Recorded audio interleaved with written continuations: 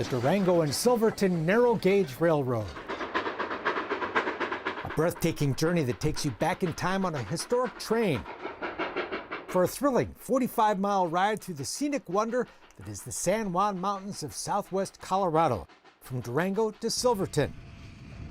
It's the same view you would have seen back in the Old West. When this train first rolled down the tracks in 1882. But if you think it's an adventure to ride this train, which it surely is, imagine what it was like to build this railroad in the late 1800s. By hand. This is a national engineering landmark today. Men were able to chisel out a railroad with hand tools in the 1800s. I mean, that's amazing. The roadbed for the 2-mile High Line, one of the most amazing stretches of this railroad, was blasted out of a granite mountainside to create a shelf to lay the tracks about 200 feet high above the Animas River. It was basically a handheld drill bit. Men were lowered down from the cliff above to drill holes in the rock with hand tools. And you hit that rod with a hammer, and every time you hit it, you turned it. And it would drill a hole into whatever stone you were drilling into, amazingly. And then you would pack that with black powder. A team of men were spread along the cliff to drill those holes, then synchronized to light the fuse to all that dynamite before being hoisted back to the top and out of harm's way. And I always think of the guy that's trying to light the match and the wind keeps blowing it out, you know, and it's like, please, and everybody else's fuse is already going but his. Those daring ancestors left an incredible legacy and an amazing stretch of train track that people from all over the country and around the world come to experience today. More than 200,000 people ride the Durango and Silverton Railroad every year, and this is what it takes to keep those trains running. Some very skilled guys in here, and they never get caught up.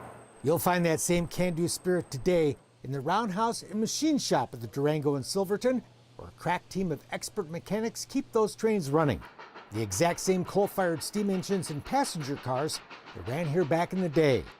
This is a brake rigging, and it goes to it's a linkage for the brakes. Will White's been working on steam engines since his days on a U.S. Navy aircraft carrier, where he maintained the steam-powered catapults that launched fighter jets off the flight deck.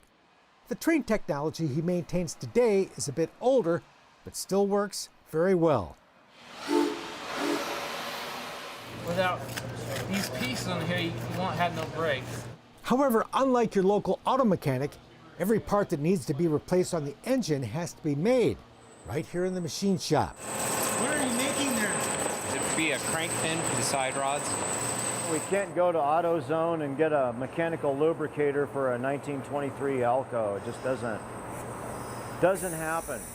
And when the tires on a railroad wheel wear out, you can't go down to Firestone to get new ones. These wheels came out of locomotive 480, and they've got brand new tires on them. And yes, you have to put new tires on locomotives. They wear out. The Durango and Silverton runs 7 locomotives, engines that get their exercise. These are in their 90s, and they have their own personalities. And when they are under steam, they really do seem like they're alive.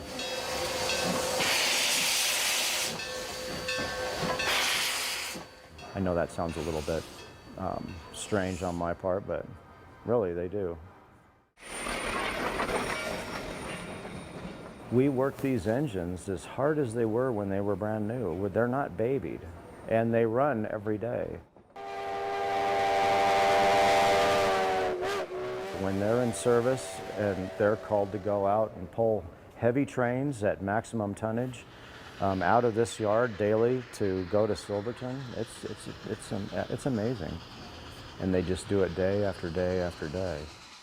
Every 10 years, by federal law, every engine has to be completely rebuilt.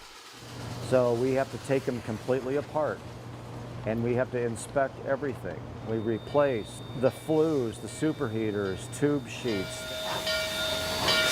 And the parts, like these side rods that power the wheels, are a bit pricey. One of these is like 30 grand. It's challenging work every day, and the crew is never caught up. But imagine the incredible obstacles this team faced when a devastating fire destroyed the roundhouse on February 10th, 1989, with only 2 walls left standing. The engines were in here, they were taken apart, it was winter, we were in the middle of our maintenance season.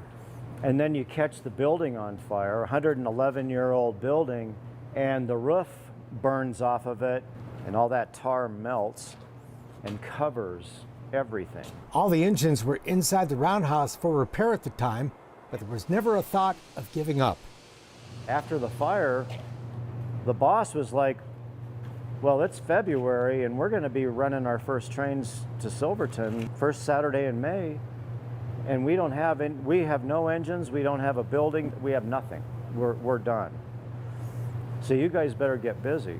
But first, they had to replace their tools and equipment, all lost in the fire. Stuff they don't make anymore. We went all over the country to find them. And so they're all kind of World War II vintage machines. Somehow, working with no roof in the Colorado winter weather at 6,500 feet.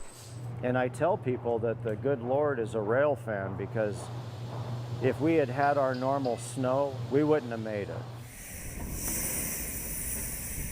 The crew had 2 engines ready to roll in time for opening day.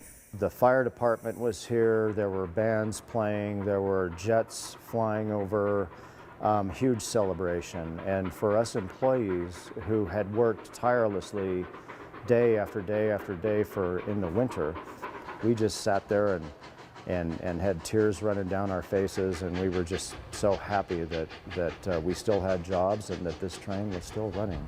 And these trains have been rolling ever since, a living symbol of that can-do spirit that built America, delighting hundreds of thousands of passengers every year.